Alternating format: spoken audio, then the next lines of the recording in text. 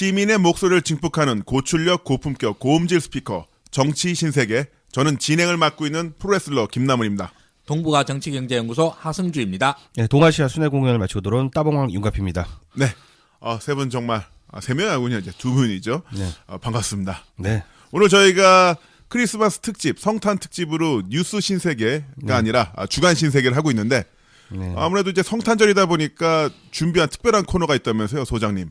예, 그렇습니다. 저기 성탄절 특집으로 환상 속의 그대, 환상 속의 그대, 네, 환상 속의 그대를 연불 버전으로 들려드리도록 하겠습니다.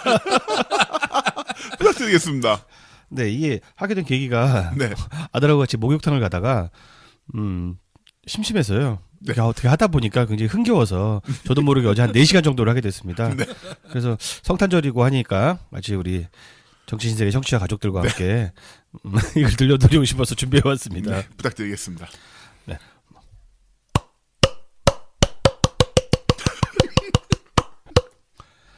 환상 속에 그대가 있다. 모든 것이 이제 다 무너지고 있어도 환상 속에 아직 그대가 있다. 지금 자신의 모습은 진짜가 아니라고 말한다. 단지 그것뿐인가. 그대가 말하는 그것은 아무도 그대에게 관심을 두지 않는다. 하나 둘 셋 렛츠고. 그대는 새로야 한다. 아름다운 모습으로 바꾸고 새롭게 도전하자. 그대의 환상, 그대는 마음만 대단하다. 그 마음은 위험하다. 자신은 오직 꼭 잘 될 거라고 큰소리로 말을 하고 있다. 하지만 그대가 살고 있는 모습은 무엇일까? 하나, 둘, 셋, 넷. 환상 속에 아직 그대가 있다. 모든 것이 이제 다 무너지고 있어도 환상 속에 아직 그대가 있다. 지금 자신의 모습은 진짜가 아니라 말한다. 감사합니다. 자, 그러면 주간 뉴스 분석으로 한번 들어가 볼까요? 네네. 네.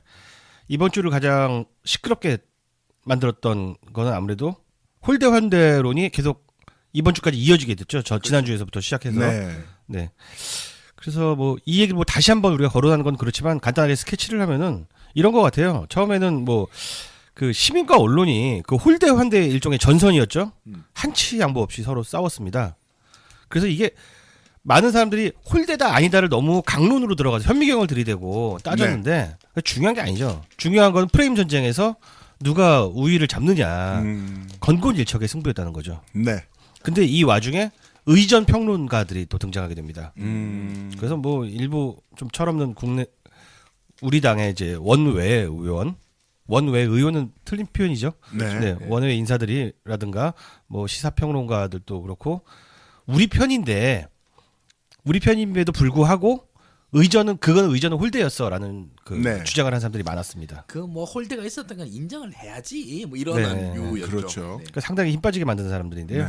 그게 제일 안타까웠던 것 같고요. 또 하나가 이제 저쪽 진영이라고 할 수 있겠죠. 기대기 잘 맞았다 이 단어 하나만 가지고 들어와서 그 문장은 잘못했다고 훈계질한 사람이 정말 많았었죠. 네. 이 두 개가 이번 주에 우리를 제일 피곤하게 했던 관점들이 아니었나 생각이 듭니다. 그렇죠. 일단은 그 문장 하나만 갖고 나와서 이야기하는 거는 항상 그분들이 이야기하는 뭐 아니면 진보 쪽에서 이야기하는 건데 왜 맥락을 안 봐요?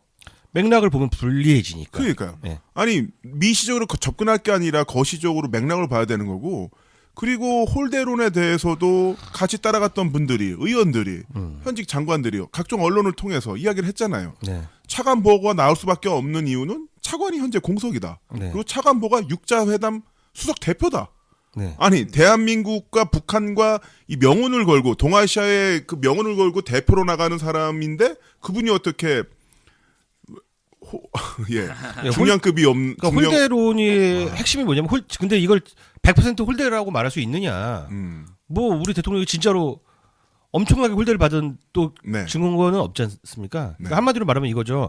최고의 환대를 받은 것은 아니다. 결국 이 얘기예요. 그렇죠. 네.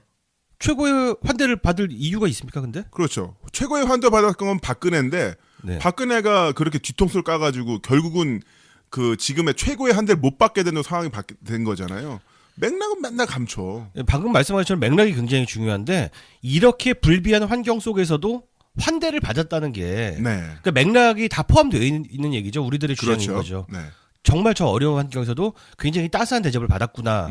우리가 뭐 자위를 하기 위해서 하는 얘기가 아니잖아요. 네. 사실이 그러니까. 그 중에서 홀대론에 뭐 나온 팩트 중에 하나는 왕이 외교부장이 네. 팔을 툭툭 쳤다. 네. 에이. 근데 이것도 홀대론의 하나의 그 저기 건수로 들어가더라고요. 그렇죠. 그래서 그 왕이 부장을 갖다 영어로 해가지고 구글에서 이미지 검색을 돌리면 전 세계 정상들의 팔을 다 쳐요. 그렇습니다. 네. 그런 싸가지 없는 사람이 있습니까? 뭐 한마디로 홀대의 화신인 거죠. 네. 그 무서운 러시아의 짜르. 예, 푸틴도 팔을 툭툭 칩니다. 왕의 부장은 그게 친숙함의 표시예요. 그러니까. 예. 심지어는 그 장면에 대해서 송영길 의원도 트위터에 올렸잖아요.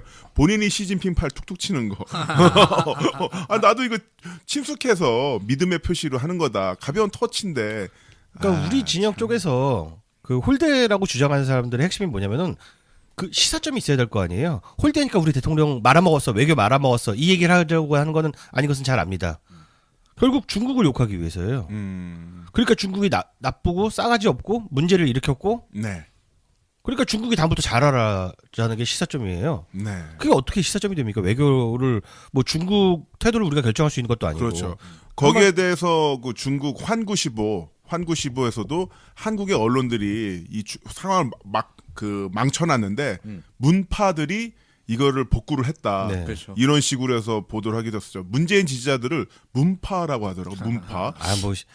심지어는 이런 얘기도 있었는데 환구시보의 공신력에 대해서 환구시보는 뭐 별로 좋은 언론이 아니다. 네. 이런 주장을 하는 사람도 있는데 이렇게까지 얘기를 깊고 피곤하게 들어가면은 도대체 뭘 하자는 겁니까? 네. 나 많이 하러 외에는 어떤 시사점이 있겠습니까? 그러니까 환구시보가 이전에 사드 배치, 박근혜 때 사드 배치 처음 났을 때 사드 배치 지역을 중국이 직접 공격할 수도 있다라고 발언했던 네. 굉장히 그 중국 입장에서는 굉장히 앞서가는 매체긴 해요. 극렬한. 근데 그런 매체에서도 그 언론의 문제점에서 지적을 했고 문파들의 공에 대해서 언급을 했다는 거는 나름대로 시사점이 오히려 있는 게 아닌가 싶은데요. 네, 저는. 그렇습니다. 그냥 뭐 황구시보를 비롯하여 뭐 중국의 언론들은 사실 다 관영 언론이나 마찬가지고. 그렇죠. 뭐 중국 언론을 네. 보고서 우리가 뭐 뉴욕 타임스를 바라는 거는 그러니까요. 언감생심 아니겠습니까? 그런 관영 언론이기 때문에 중국 사람들의 속 마음을 오히려 더 정확하게 알 수 있는. 네. 다 이게 중국 정부가 그냥 하고 싶은 말을 얘네들 대신해서 하는 거구나. 맞습니다. 이러는 건데. 아니 그렇잖아요. 자기들 나름대로는 성의를 보인 건데 한국 언론이 홀대라고 해서 열이 받았는데 문파들 덕분에 잘 복구가 됐다. 네. 이게 이제 중국 입장이지 아, 않습니까? 근데 문파 느낌 있지 않아요? 너무 재밌는 것 같아요. 그러니까 왜 문파? 이게 무당파, 화산파, 문파. 설마 그쪽에서 이제 문바라는 음차를 빌려다가 거기다 네. 맞춘 것까지는 아닌 것 같은데 공교롭게도 네. 굉장히 이 문재인 지지자들을 네. 그쪽의 의협의 그렇죠. 개념으로 봐서 되게 믿을 만한 동지로 음. 표현한 게 아닌가 싶습니다. 문파면 그 사조는 김대중 님. 김대중 사조. 일대 장문인 노무현. 네. 2대 장문인 이제 문재인. 문재인 예, 되겠죠. 문재인 네. 때 이제 네. 그 문파의 이름이 이제 변경이 되고 중간에 사파 네. 이명박과 마교 네. 마교 박근혜가 잠시 그 문파 칠협해서 네. 뭐 조국, 임종석. 어쨌든 그 문파라는 표현이 굉장히 우리나라 국민들뿐만 아니라 문재인 네. 음. 대통령을 지지하는 사람들을 친구로 인식하게 된 거예요. 언론이 쓴 표현이 아니겠습니까? 네. 어쨌든 간에. 네. 고무적인 일이라고 할 수 있을 것 같습니다. 그러고 이제 우리 또 계속 주장했던 바인데 이번에 홀대 환대론이 프레임이다 이런 얘기 많이 했지 않습니까? 근데 이 프레임이라고 하는 것은 뭐냐하면 사실을 갖다가 자기의 어떤 이해관계에 따라서 딱 프레임 각을 짜버리는 거죠. 네. 각을 짜는데 홀대론의 각이 뭐냐? 홀대론은 틀림없이 프레임이었거든요. 네. 그래서 모든 사소한 거 하나하나를 갖다가 다 이제 프레임에 넣으려고 그러고 그 증거가 사실 청와대에서의 기자회견이었죠. 홀대론, 혼밥론 이걸로 질문 똑같은 게 15번인가 뭐 네. 아, 진짜. 근데 이 홀대론의 프레임의 이 목적이 뭐냐? 전 이걸 보면서 아주 맛이 갔었는데 그렇지 않습니까? 홀대론을 하면은 중국이 홀대했다. 이게 이제 이쪽의 프레임이에요. 근데 이거는 정말 단순 사실에 나온 거고 이걸로 인해 가지고 그 다음 말을 해야 되잖아요. 네, 의도, 그렇죠. 원인. 홀대의 원인이 뭐냐? 그래서 결과 이런 것까지 원인과 결과 그렇죠. 이런 걸 그게 얘기를 바로 해야 돼. 맥락이죠. 그렇죠, 그렇죠. 이제 언론으로서 나름대로 프레임을 잘라고 그러면 그 정도까지 완성이 돼야지 프레임이라고 할 수 있잖아요. 네. 그런데 문재인 대통령이 중국에서 홀대를 받았다. 그러고 난 다음에 보수 언론 쪽에서 나온 프레임은 그래서 부끄럽다. 네. 문재인이 왜 이렇게 홀대나 받고 다니냐. 네. 이게 다야. 네. 그 홀대 받았으니 부끄럽다. 이게 다야. 네. 근데 만약에 얘기를 더 나가려고 그러면 홀대한 자들 원인이 뭐냐? 원인을 얘기를 못하지. 그래서 저도 그 부분을 주의 깊게 지켜봤는데 그래서 어쨌다는 거냐, 뭐가 문제라는 거냐를 봤는데 네. 쥐어짜고 찾아보니까 아마추어리즘에 갖다 붙이더라고요. 그렇죠, 그렇죠. 예, 외교가 미숙해서 그렇다. 니네가 저희 문재인 정부가 익숙하게 했으면은 아주 유들유들하게 잘했으면은 좋은 대접을 받았을 텐데 그 예시로 드는 게 왜 전승기념일에 갔냐? 니들은 중국을 너무 몰라. 그게 답니다. 그러니까. 정말 밑도 끝도 없는 얘기죠. 그런 그 프레임 자체가 정말 뭐 맛이 가는 게 일단 원인과 결과의 문제인데 원인 문제에 대해서는 이 새끼들 말도 못해. 왜냐하면 소위 말하는 홀대가 있었다고 그러면 그 원인은 박근혜 때문 아니에요. 그렇죠. 그 얘기를 네. 다 빼놓고 다 얘기해요. 빼요. 무조건 그건데 그 얘기는 차마 못하고 음. 그 다음 나오는 게 결과. 그래서 어쩌라는 말이냐. 이건데 누구가 이제 외교를 갖다가 의전을 뭐 이런 거 저런 거 못 챙겨가지고 앞으로 잘해라. 이게 다 한 거야. 네. 그렇죠. 그래 그럼 의전 잘하면 되지 뭐. 이게 다 한 거고. 그 우리가 대학교 1학년 때 교양 필독서로 읽는 그 에드워드 카의 역사란 무엇인가 그 책에 가장 유명한 문장 있잖아요. 과거와 현재의 끊임없는 대화가 바로 역사다. 그렇죠. 그러면 이렇게 어쨌든 자기들이 홀대라고 이야기를 했으면 그 홀대의 원인이 무엇일까?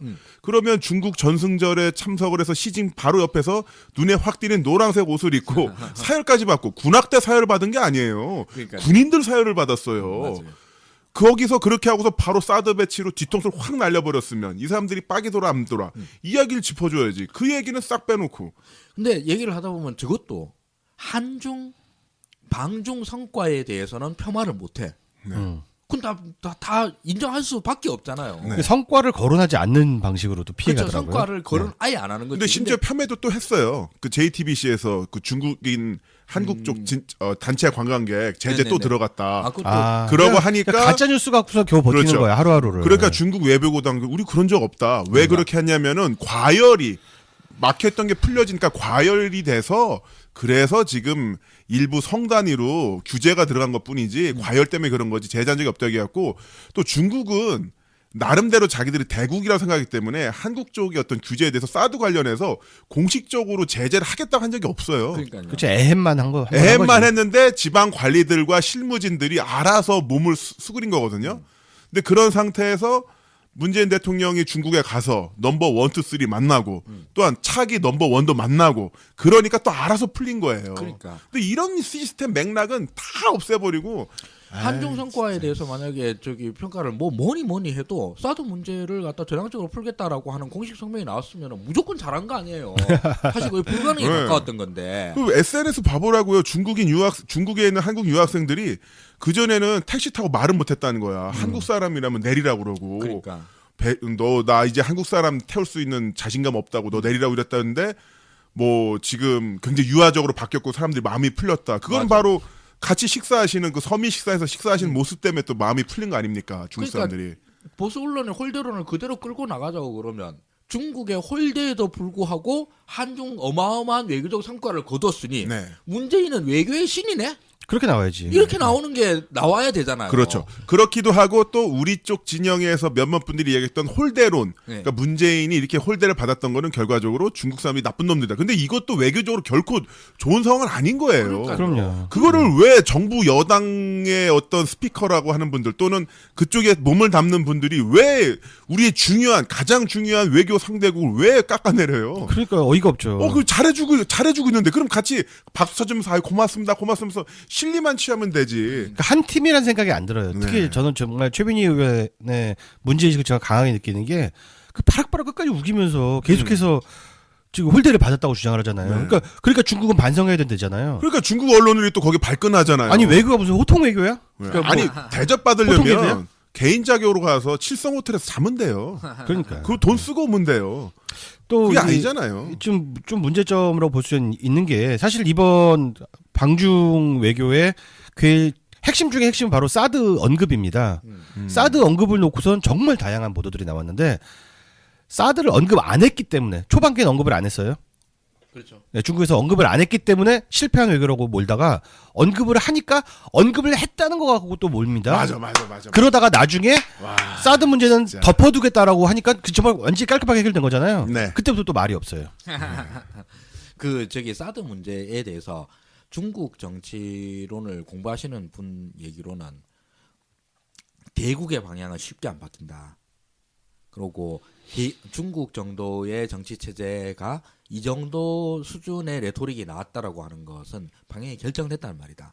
그리고 이 방향은 과거에 한국을 바라보던 방향과 완전히 틀어진 거기 때문에 우리는 사실 자기가 보기로는 이 방향을 바꾸는 건 불가능하다라고 들었거든요. 네.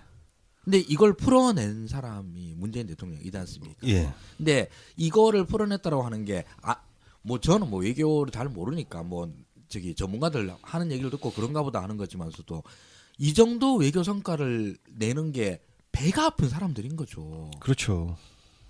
저는 정말로 그러니까 우리 쪽 진영에 있는 사람인데 홀대 맞다라고 하는 사람들은 내가 의전 좀 아는데 이거 자랑하고 싶어서 난리난 안 달란 사람이고. 그러니까 지금 그게 뭐가 중요하냐고. 그래 알았어 의전 아이고 많이 하시네 이 정도로 생각을 하고 저쪽 보수 언론들 쪽에서 끝까지 홀대론 그러면서 이 중국 나쁜 놈들 뭐 문재인 이렇게 무능한 뭐 이런 식으로 나오는 것은 뭐랄까 국익이라고 하는 개념은 하나도 없는 사람들인 거죠. 네, 그렇습니다. 뭐 지금 두테르테랑 비교하면서 두테르테보다 대접을 못 받았으니까 홀대다라는 주장을 보면 진짜 어이가 없는 게 그 필리핀에서 사드를 설치했습니까?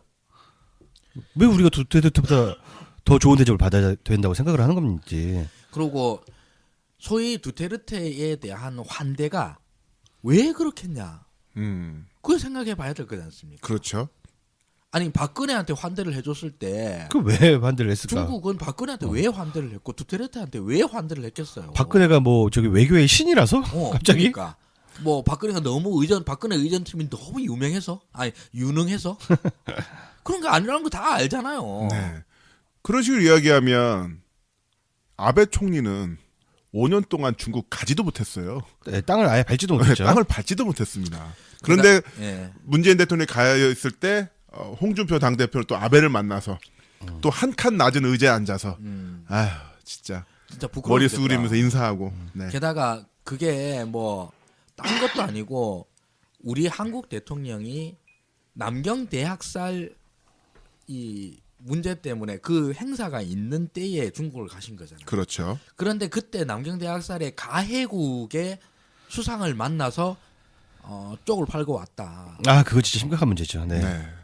이거는 이쪽 사람들의 뭐랄까 그냥 정무적 감각의 문제가 아닌 것 같아요. 역사 인식이라고 하는 데에 대해서는 전혀 이 개념이 없는 사람들이 아닌가 싶습니다. 개념이 없다기보다 제가 보기에는 문제를 일으키려고 간 게 아닌가라는 생각이 들 정도예요. 네. 일부러 그런 거. 네, 중국 심기를 건드려서 그 우파에 우리가 다시는 그 국방 외교를 맡겨서는 안 되는 이유 중에 하나가 균형 감각이 전혀 없습니다. 그래서 미국에 붙으면 다 해결되고 일본에 붙으면 다 해결될 거라고 생각하고 더 깊이 생각을 안 하는 무책임함이 있습니다. 근데 그거는 무책임함 이상이에요.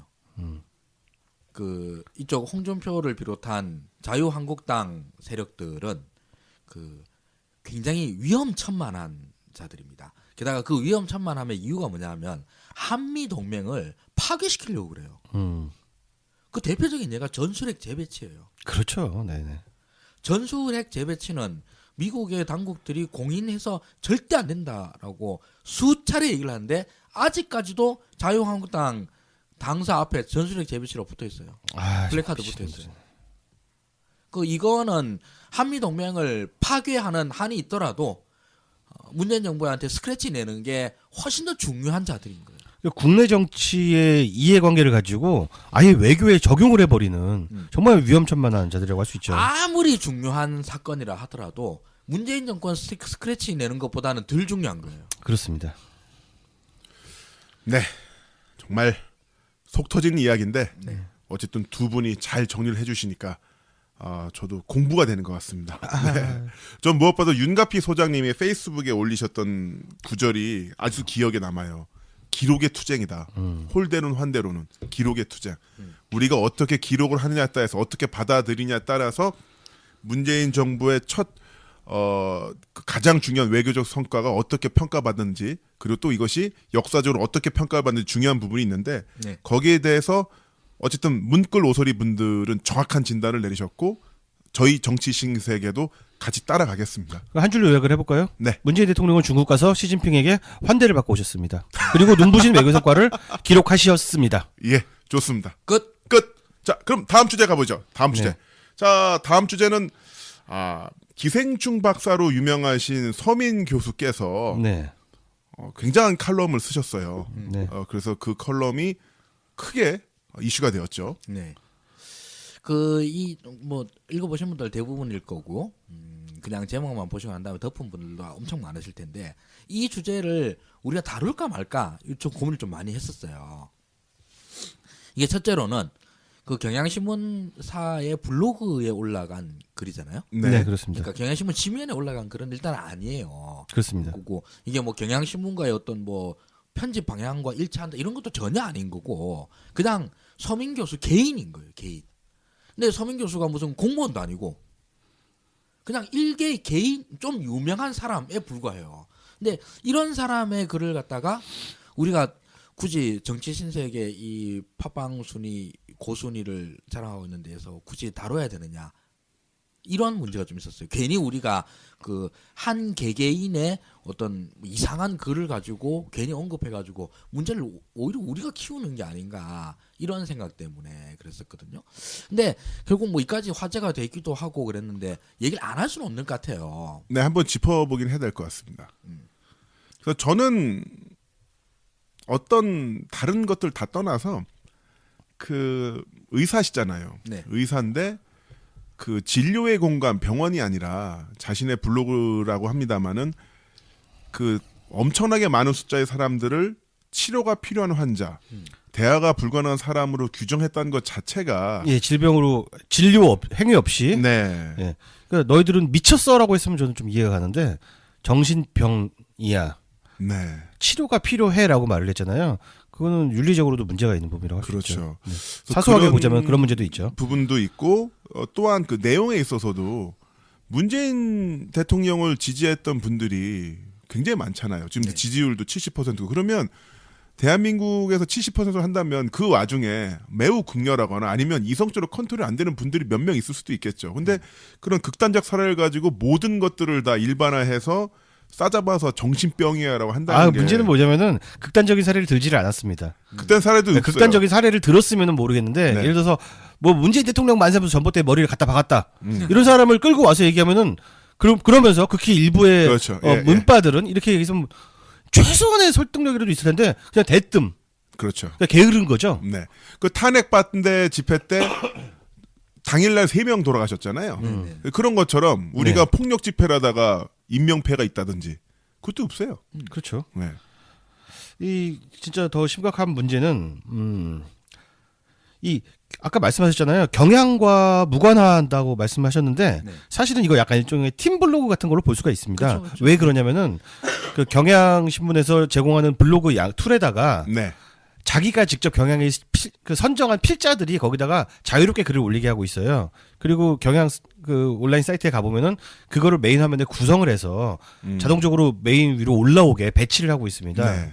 그렇기 때문에 경향과 완전히 무관하다고 보기 좀 어렵고요. 한 50% 정도 관련이 네. 있다고 볼 수 있을 것 같고요. 또 하나는 뭐 개인이 뭐 미친 개인이 그 미친 글을 썼다고 해서 그게 큰 문제가 되겠습니까? 키워줄 필요가 없죠.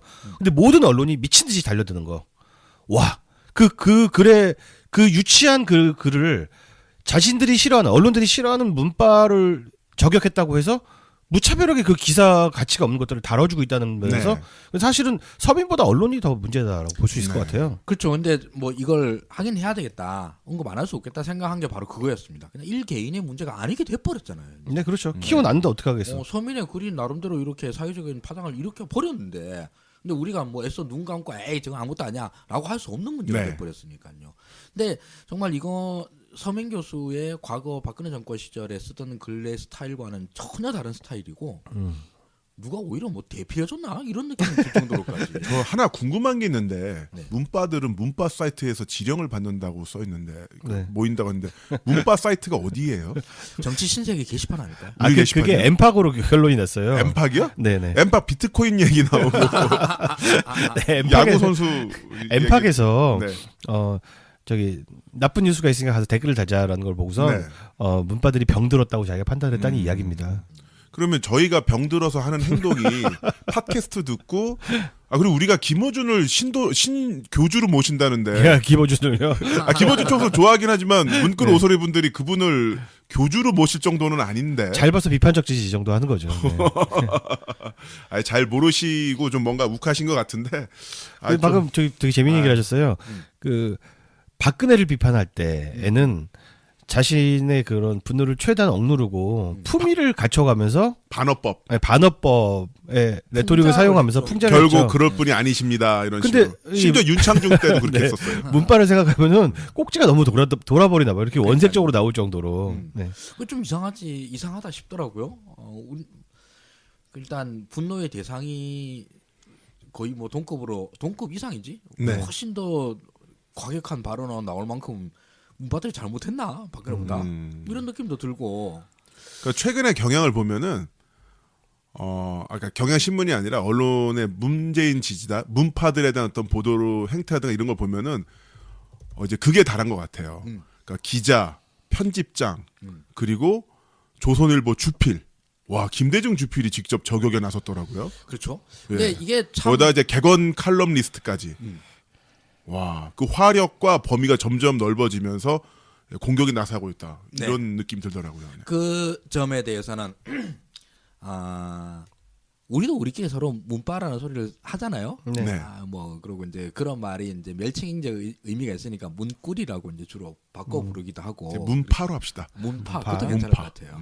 근데 이런 멸칭들을 쓰는 것은 사실 대한민국 역사에서 굉장히 역사가 오래되었고, 그리고 그 대상은 주로 진보개혁 진영의 분들한테 집중되었습니다.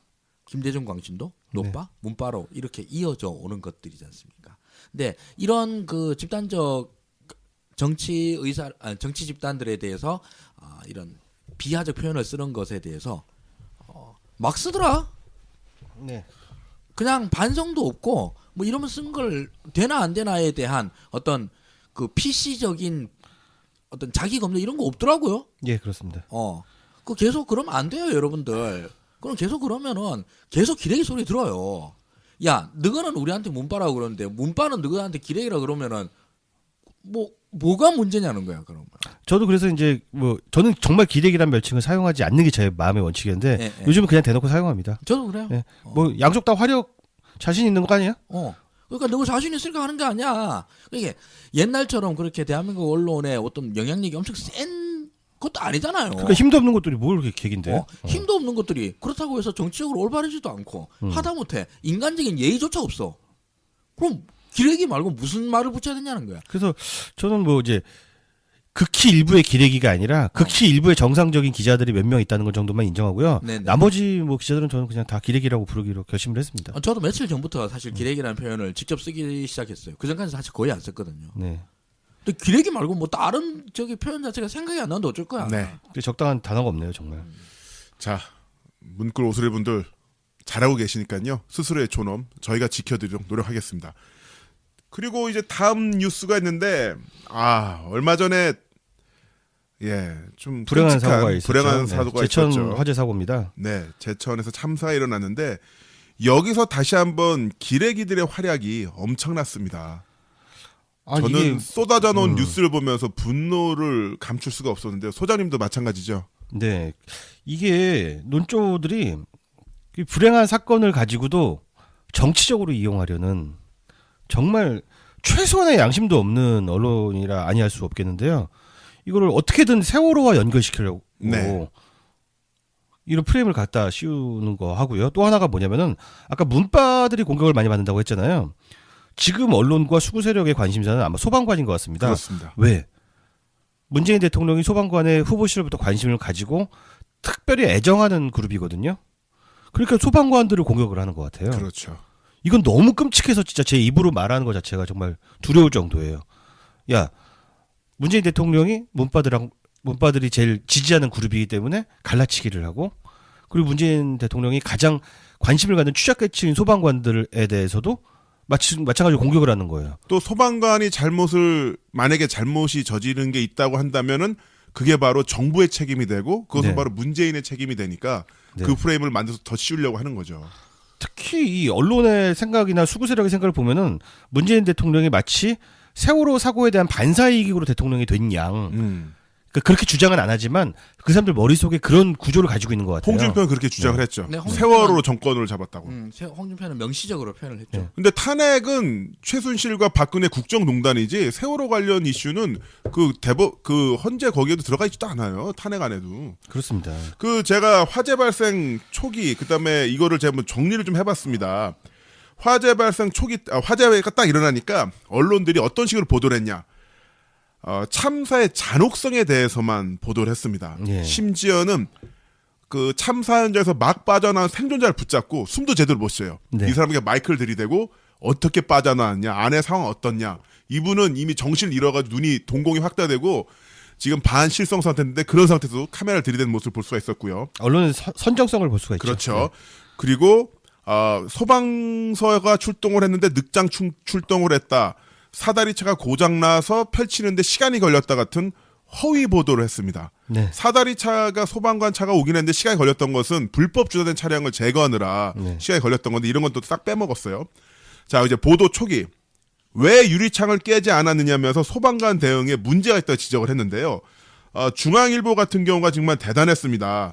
어떤 식으로 그 트위터에 이른바 이제 미다시를 올려놨냐면은 사우나 안에서 유리창 깨려고 얼마나 애를 썼으면 점점점. 제발 건물 유리창을 깨달라고 애타게 외쳤지만 들은 척도 안 했습니다. 야, 진짜 이건 그러면서 불붙은 이 현장 사진을 붙여놨죠. 물론 여기에 대해서 이른바 백드라프트 역기류 현상이라든가 아니면 소방관들이 초기에 출동을 했습니다만 무려 2톤짜리 LPG 가스가 건물 옆에 붙어 있었습니다. 2톤이요, 2톤. 네네. 이것을 여기에 불이 붙는 것을 막기 위해서 옆에 있는 불붙은 자동차 소화 하고 있었다. 이건 다 빼먹었죠. 물론 상당 부분 불이 붙어 있어서 접근하기 어려웠다. 이런 것도 다 빼먹었고요. 그렇자 보도 중기.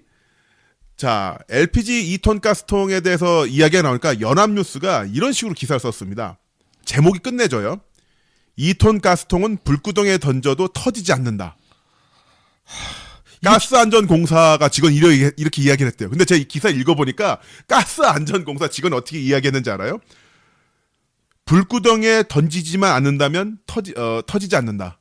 그러니까 불구덩이에 던지면 터지는 건데 네. 불구덩이만 아니라면 안 터진다라고 쓰여 있는데 이거를 불구덩이에 던져도 안 터진다라고 제목을 해놓은 거예요. 왜 그럴까요? 도대체 왜 그럴까요? 와, 진짜. 뭐 때문에 그럴까? 정작 가스안전공사 홈페이지 들어가면 LPG 가스통 터지는 거 올라와 있고요. 네. 지난 5월 경기도 광주, 지난 7월 파주 화재 때도 2톤짜리 가스통이 터져서 주변이 쑥대밭이 됐습니다. 그리고 가스안전공사 직원이 이야기했던 가마 밸브가 작동을 해서 가스가 빠진다고 했는데 가마 밸브에서 가스가 빠져나오면 옆에 불이 붙어있으니까 불이 붙어요. 당연하죠. 5월달 화재 영상을 봐더라도 그 가스통 터지기 전에 가마 밸브가 열리면서 불줄기가 화염 방사기처럼 나오는 게 나오고 그 이후에 폭파가 되면서 주변에 쑥대밭이 됩니다. 그리고 지금 어떻게 하고 있냐면은 줄기차게 참사의 원인 제공자를 넘겨짚으면서 찾고 있어요. 맨 처음에 소방당국의 그 정부의 실처로 몰다가 두들겨 맞자 이제 건물줄을 거쳐서 지금은 어디까지 갔냐면요. 어디까지 갔을 것 같아요? 지금 중앙일보가 나왔던 기자의 제목이 이겁니다. 기사의 제목이 이겁니다. 여탕에서 사망자 유독 많이 나왔던 이유. 여탕 관리자가 한 달 전에 그만두지만 않았어도 점점점. 뭔 개소리야 그게. 남탕에는 숙련된 관리자가 있었기 때문에 그 남탕에 있던 분들 이발사라든가 이런 분들이 빨리 그 탈출 작업을 도와줬었는데 여탕에는 한 달 전에 그만뒀대요, 관리자가. 그래서 그 사람이 있었다라면은 사망자가 적었을 것이다라고 마치 이 사람에게 뭔가 죄가 있는 것처럼 제목을 써버렸잖아요. 미친놈들이네. 예. 야 어떻게 그럴 수가? 아니 제가 조정동이나 뭐 이런 데 친구들이 지금 현 정권을 싫어한다는 것도 알겠어요. 알겠는데 근데 싫어하는 것에도 금도가 있잖아요. 있죠. 지금 이건 굉장히 국가적으로 비극적인 사건이 발생을 했는데 이 사건의 디테일들까지 다 틀어가지고 정부 공격의 소재로 삼아야 되겠느냐. 아니 이런 보도들을 보면은 굉장히 고의적이잖아요. 고의적이죠. 아니 이게 자 생각을 해봅시다. 이런 여러 가지 아까 우리 김남수 선생이 얘기해 주신 사건들이 기자들이 멍청해서 그랬겠습니까? 아니면 고의로 그랬겠습니까? 당연히 그 고의성이라고 저는 봅니다. 저도 고의라고 봐요. 아니 사람이 멍청해도 이만큼 멍청할 수는 없잖아요. 그러니까 이게 데스크에서 압력이 상상을 초월하는 압력이 있기 때문에 아니면 데스크가 아예 제목할 당사를 그렇게 해버리던가. 아니 연합뉴스 이 새끼들은 뭐 롱가스나 이런 거 사고 치는 것만 해도 어마어마한데 여기서 이런 것까지 사고를 쳐요? 네. 그리고 또 하나. 자, 이 건물 필로티 건축공법으로 만들어졌고 드라이비트 네. 외장을 굉장히 발화성 인화 물질로 칠할 수 있게 되어 있었습니다. 그야말로 필로티니까 밑에가 이게 아궁이 역할을 하고 드라이비트 같으면 그야말로 불길을 전 건물 전체로 날리는 그런 역할을 했는데요. 이런 것들이 모두 다 이명박 박근혜 때 완화가 됐어요, 규제가. 그렇죠. 그리고 심지어 소방정화 같은 경우는 민간 자율로 넘어갔는데 건물주가 자격증을 따면 건물주가 직접 자기 건물을 점검할 수가 있어요. 즉 모든 규제, 안전 관련 규제를 완화시키면서 이득은 자본이 취하고 시민은 피해를 입고. 지금 우리 김남훈 앵커께서 얘기한 내용이 언론에 나와 있는 기사를 읽고 얘기하는 게 아닙니다. 다 네티즌들이 찾아낸 거예요. 그렇죠. 저런 내용들이. 그리고 제천에 13만 인구가 있는데 여기 책임지는 소방관이 12명입니다. 4명이 그러니까 본부를 지켜야 되니까 처음에 4명이 왔었고 나머지 4명은 고드름 깨는 일을 하고 있었어요. 네. 그것도 중요한 일이죠. 그러다 보니까 초기 진압이 힘들 수밖에 없어요. 근데 지금 기사들 논조를 보면 어떻게 되냐면요. 그 4명의 인원으로 먼저 2톤짜리 불붙은 가스통을 불 안 붙게끔 제거를 해야 돼요. 그리고 네. 그 4명의 인원으로 불법 주사된 차량을 모두 다 해체한 상태에서 사다리 차를 올려서 8층 높이까지 올려대고 그 4명으로 동시에 2층 유리창을 깨거나 아니면은 그 화막성을 뚫고 들어가서 순명을 끌고 내려와야 돼. 야, 이 씨발놈들아, 그게 말이 되냐? 아, 죄송합니다. 근데 이게 보니까 그 이상민 국민의당 안성시 위원장이 또 등장을 네. 합니다. 여기서 이 사람의 문장을 제가 굉장히 여러 번 봤어요. 근데 잘 해독이 안 됩니다. 한번 제가 읽어드릴게요.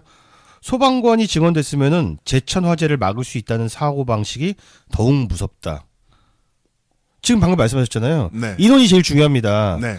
근데 증원이 되었으면 화재를 막을 수 있다는 사고 방식이 무섭대요. 그러면서 나온 얘기가 재난 관리 시스템을 현실화 못하면서 인력 미충원탄만 하는 정부 여당은 책임을 돌리지 마라. 말에 내용이 없어. 자, 말에 내용이 없어. 그렇죠. 여기에 대해서 황주원 국민의당 의원이 7월 4일 추경 예산 소방관 증원 반대하면서 했던 이야기 한번 직접 들어보시죠. 우선 국민의당은 이번 추경을 통한 정부의 공무원 증원 계획에 반대 입장을 분명히 합니다. 소방서는 화재에 대비하기 위한 겁니다. 근데 화재가 자주 나서도 안 되겠지만 화재라는 것이 그렇게 빈발하는 것은 아니지 않습니까? 소방관 숫자만 늘리는 것이 과연 필요한 일이겠나? 네. 근데 이 양반들 잘못 이야기한 게 뭐냐면요. 소방관들은 불만 끄는 게 아닙니다. 예. 교통사고 났을 때 누가 제일 먼저 달려와요? 소방관들이에요. 그리고 물에 빠졌을 때 소방관?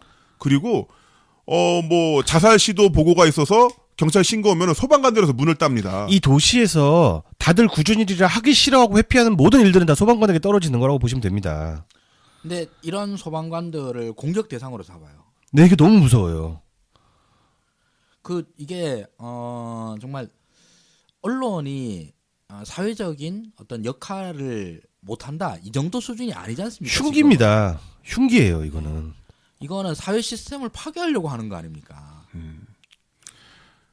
당장 우리 생명과 안전에 직결되는 사람들까지도 네. 자기 정치적 이해에 맞춰 가지고 공격성을 드러내는 자들을 어떻게 한 국가의 같은 시민으로 생각하겠어요. 그리고 그 참사 현장에 안철수 국민의당 대표가 왔잖아요. 네. 그럼 물어볼 수 있잖아요. 지난 7월 추경 예산 때 소방관 증원 반대한 이유가 뭐냐? 지금도 생각 같냐? 어떻게 생각하느냐 어. 물어볼 수 있죠. 아니면 당론으로 정해졌으면 앞으로 어떻게 할 거냐? 그냥 세월호 참사의 반복입니다. 이런 이야기를 그냥 받고 쓰지 말고 왜 안 물어보냐고요. 궁금하죠. 어. 궁금하죠. 왜 안 그래서 물어보냐고. 제가 기자 지인들한테 물어봤더니 나온 답변이 상상을 초월한 답변이 나옵니다. 마크맨으로서 그 취재원에게 그렇게 곤란한 질문을 하는 거는 아무래도 눈치가 보이고 다른 동료 기자들에게 좀 눈치가 보이는 행동이라는 겁니다. 야, 여기 우리 그래도 우리 안철수 마크맨들 사이 좋잖아. 왜 분위기 해치게 왜 이래? 라는 얘기를 합니다. 바로 그러한 기레기들이요. 청와대에 가서는 저 비서실장 왜 저 중동 왜 간 겁니까? UAE 왜 간 겁니까? 짜증납니다. 제대로 답변 안 해줘서. 이러면서 사람들 피곤하게도 그 사람들이 똑같은 사람들이고요. 또 503 앞에 가지고 녹음기니 노트니 수첩이니 다 뺏기고서 두 손 보고 공소하게 듣던 기레기들이 또 이 기레기입니다.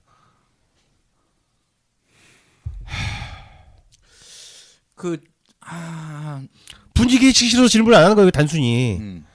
그냥 그리고 앉혀서 곤란할까봐. 그렇죠. 네, 맞습니다. 문재인 대통령이 바로 그 트위터에 사진이 올랐는데 박수현 청와대 대변인이 올린 사진인데 바로 큰절 올리는 사진이에요. 네. 거기서 이제 하셨던 말씀이 뭐냐면 돌아온 차 안에서 그렇게 말씀하셨다고 하죠.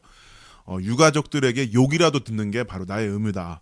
네. 할 일이다 이렇게 하셨는데 또한 이런 참사 현장 때마다 포항 때도 그랬고 그 재난 현장마다 대통령이 직접 가신 이유가 뭐냐면은 이렇게 최고 통수권자가 관심을 갖고 있다는 것을 알려야만 최소한 천재는 몰라도 인재는 줄어들 수 있는 여지를 만들 수 있기 때문에 본인 스스로가 지금 데미지를 입고 계시는 거를 생각하면서 가는 거거든요.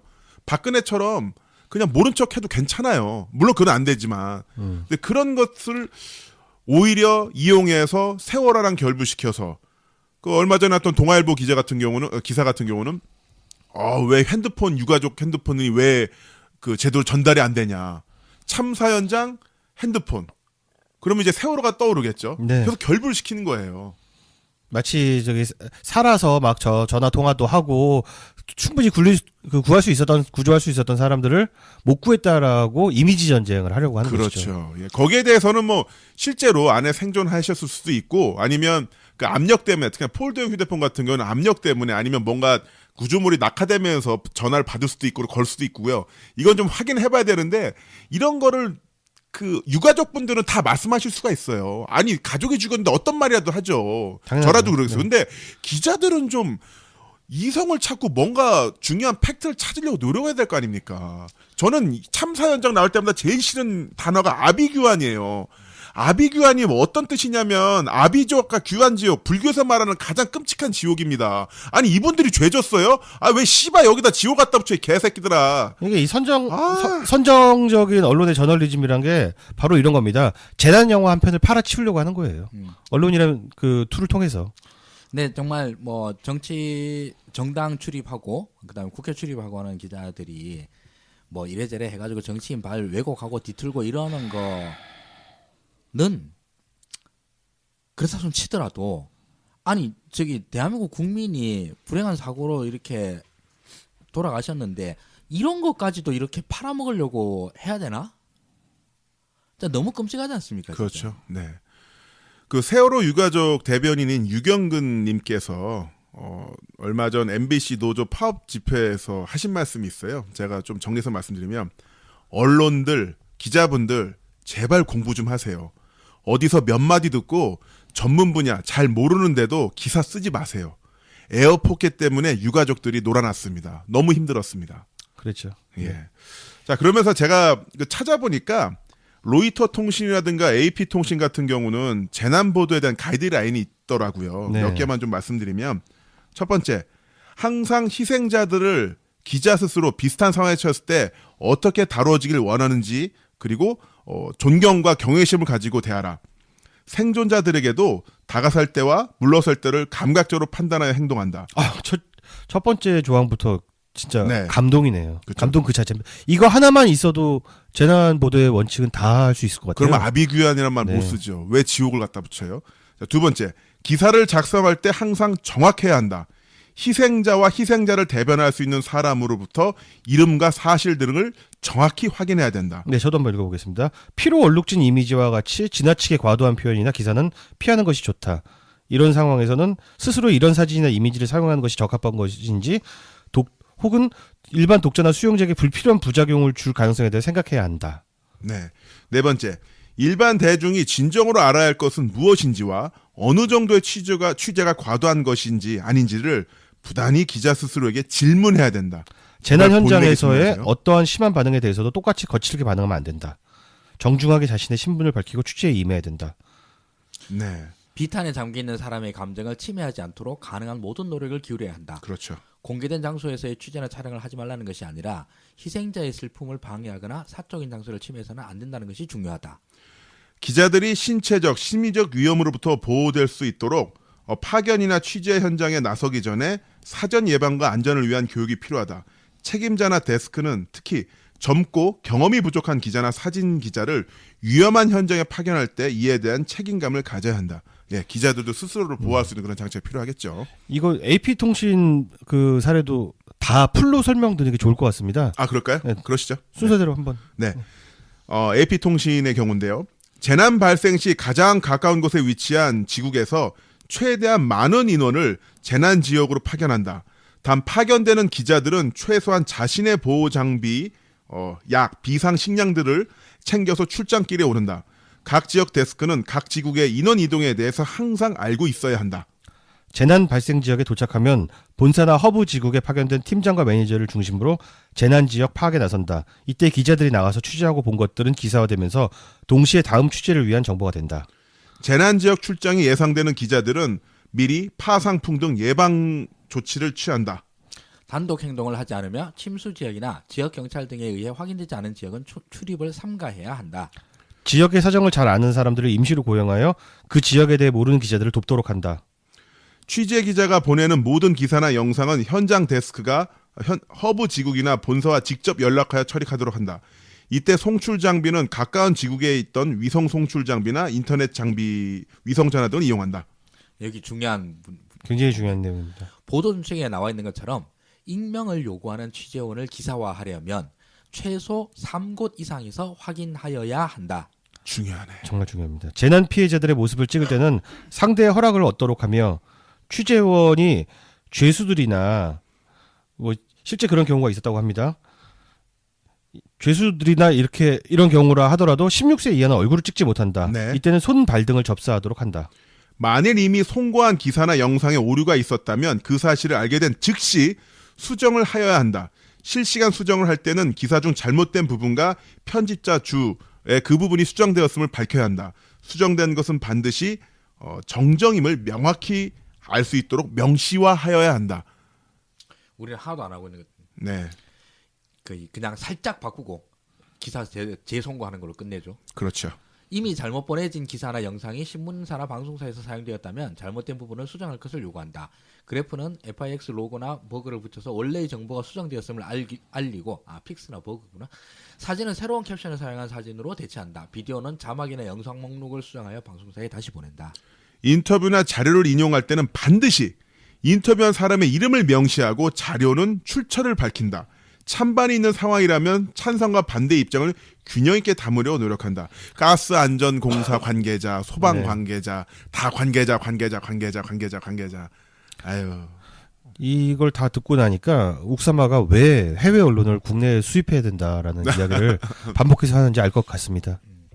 그리고 뭐 한국 언론들은 지금 현재 상황을 계속 유지하면서 독자들한테 광고 보라고 요구하고 뭐 구독료 요구하고 할 자격이 없다라고 생각을 합니다. 네.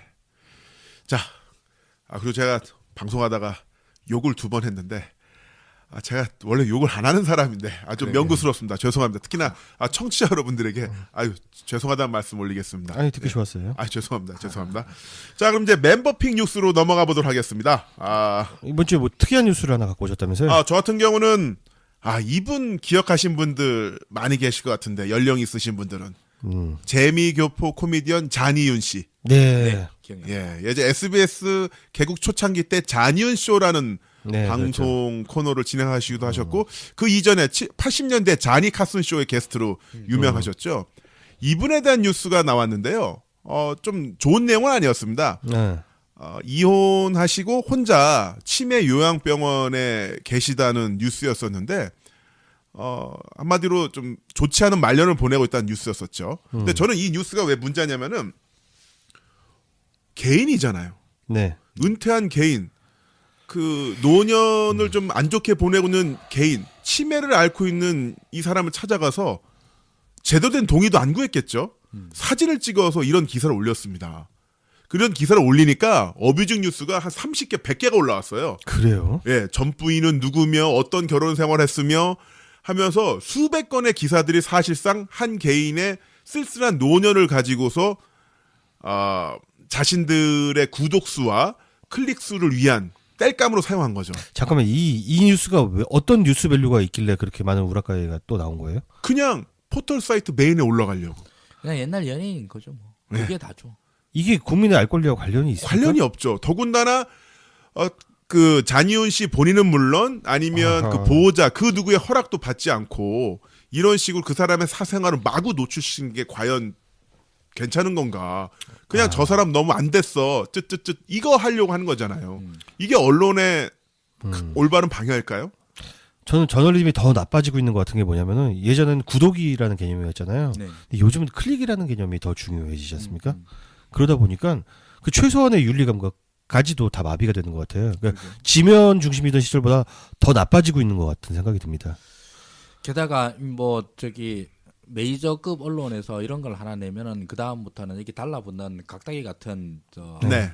뭐 이상한 언론들도 엄청나게 많잖아요. 구글 애드센스 장사하는 언론들. 네. 자, 그래서 뭐 오늘 계속 언론 특집인데 좀 정신 좀 차려라 이 말씀 드리고 싶고요. 2주의 한자 성어로 넘어가 볼까요? 하승조 소장님.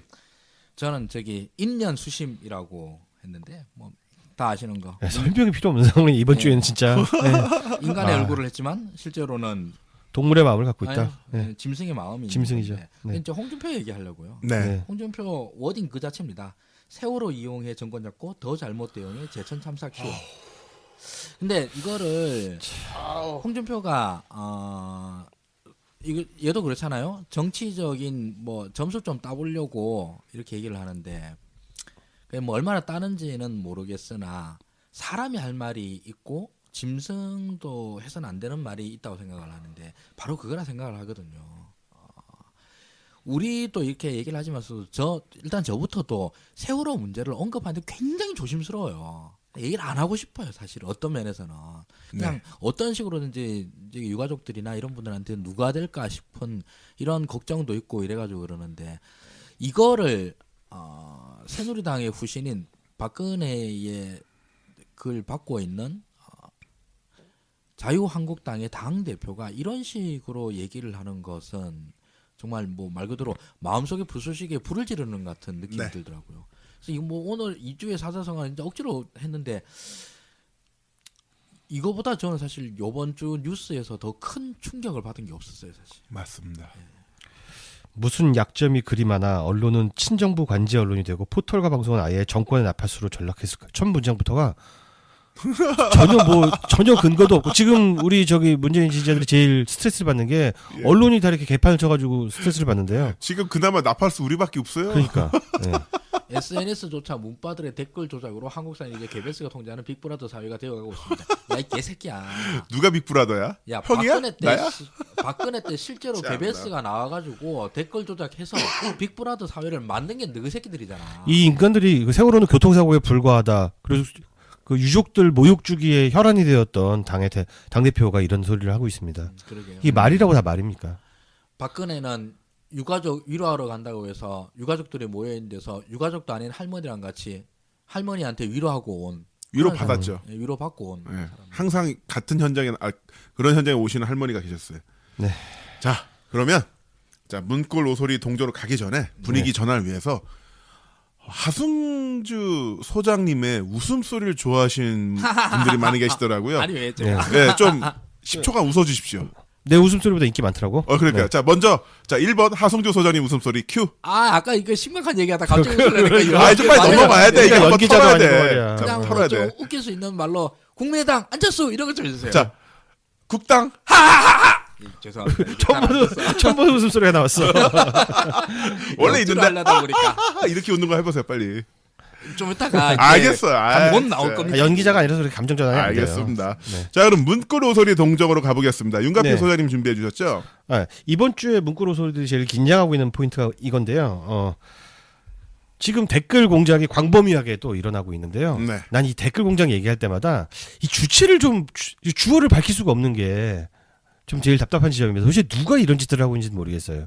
근데 복수의 증언으로 지금 나오고 있는 부분이 뭐냐면은 문바들이 제천 참사 유가족들을 공격한다는 프레임을 만들려고 지금 애쓰고 네. 있다는 거예요.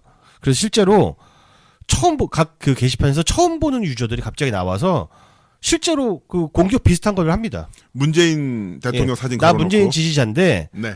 지금 제천 유가족들 정말 말이 심한 것 같은데 뭐 이런 식으로 글을 쓰는 근데 완전 생전 처음 보는 듣보잡들이 튀어서 그런 얘기를 네. 하는 거예요. 그리고 그것에 대해서 언급하는 댓글들이 달리기 시작합니다. 이 자리에서 분명히 밝혀드리고 싶은 게 뭐냐면은 문재인 지지자들은 절대로 유가족들이 도에 지나치는 말을 하거나 사실관계가 맞지 않는 주장을 하더라도 저희는 절대 공격하지 않고 대한민국에서 누구보다 가장 깊은 위로를 보내는 사람들이 바로 그렇습니다. 문재인 지지자라는 네. 걸 말씀드리고 싶습니다. 네. 유가족 분들도 얼마 전 인터뷰에서 대표분께서 그런 말씀하셨죠. 누군가의 처벌을 원하는 것도 아니다. 안전한 대한민국을 원한다 이렇게 말씀하셨고 지금 가족을 잃은 분들입니다. 연말에 원래 따뜻하게 가족들과 보내야 할 시기에 가족을 잃은 분들이고 그 어떤 말씀을 하신다고 하더라도 문재인 대통령과 문재인 대통령 지지하는 분들은 유가족 분들 옆에 있을 테니까 부디 몸과 마음을 추스리시면서 이 안전한 대한민국을 만드는데 또한 무엇보다도 가족의 건강을 위해서 행복을 위해서 조금 더 신경 써주셨으면 그런 바람이네요. 네. 네. 좋습니다. 자 그럼 다음 주 뉴스 미리 보기가 있는데요. 어떤 관점으로 다음 주 뉴스를 보면 재밌을까요? 일단 우리가 정치 쪽이다 보니까 네. 정치 뉴스에서 이번 주에 연장선으로 제일 하이라이트가 될 건 역시 국바당 통합론이 될 것 같습니다. 네.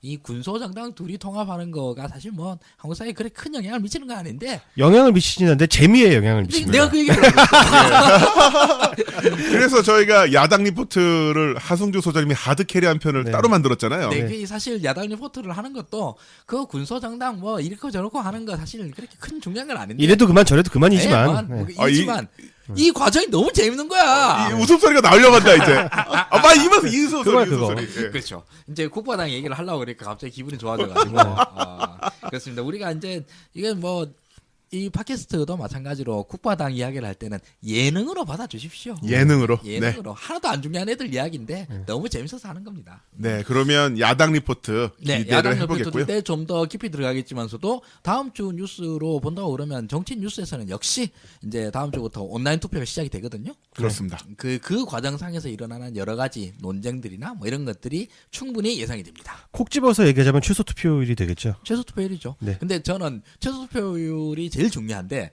저는 또 재미있는 것 중에 하나가 우리 손학규 대표가 왔잖아요. 네. 귀국을 해가지고 또 이제 국당에서 뭐 이리저리 얼굴을 내밀고 있어요. 음. 그럼 손학규 하면 생각나는 게 뭡니까? 온라인 투표 절대 반대론자. 그렇죠. 그 온라인 투표 절대 반대론자가 귀국하자마자 하는 게 온라인 투표네. 자, 이러면은 또 우리 손학규 마크맨이 있는지 없는지는 모르겠는데 손학규 마크맨께서는 이렇게 국당의 온라인 투표에서 한번 물어보느냐 안 물어보느냐 이게 근처 마크맨들 사이에서의 눈치가 중요한지 국민의 알 권리가 중요한지. 참고로 그 손학규 하면은 정체불명의 모바일 세력이라는 유행어를 만든 분이기도 하죠. 네, 네. 그렇죠. 또 한데 어떻게 우리 손학규 전 대표께서는 아마 입에서 불을 뿜으실 것 같은데 그게 좀 다음 주에 관전 포인트 중에 하나가 될 것 네, 같습니다. 저희는 팝콘 먹으면서 관전하면 될 것 같고요. 자, 그리고 원래 이 자리에 제가 있는 이 아이패드, 믹서와 아이패드가 있는 이 자리는 원래 권순욱 위원님의 자리였었는데 예, 권순욱 위원님의 자리를 지금 눌러 앉았습니다. 눌러 앉았죠. 이것도 찬스라고. 제가 녹음과 편집을 좀 하게 될 것 같아서 이 자리에 앉았는데 바로 권순욱 논설위원님 그리고 뉴스 신세계 같이 진행하고 계시는 그 송은정 작가님이 잠시 네. 휴식기를 갖게 됐죠. 네, 그렇습니다. 이거 상황을 좀 말씀드리면 두 분 이제 개인 사정도 있으시고 또 육체적 정신적으로 정말 극한의 시간을 보내셨습니다. 두 분이. 네, 그렇습니다. 뭐 네. 최소 데일리 방송이 문꿀 브런치 뉴스 신세계가 월에 20회, 그리고 정치 신세계가 20회에서 30회, 기타 인터뷰 방송 10회. 그러니까 권순욱 위원님 같은 경우는 한 달에 거의 50회에서 60개 방송을 하신 거예요. 네, 진짜 미친 체력이죠. 네.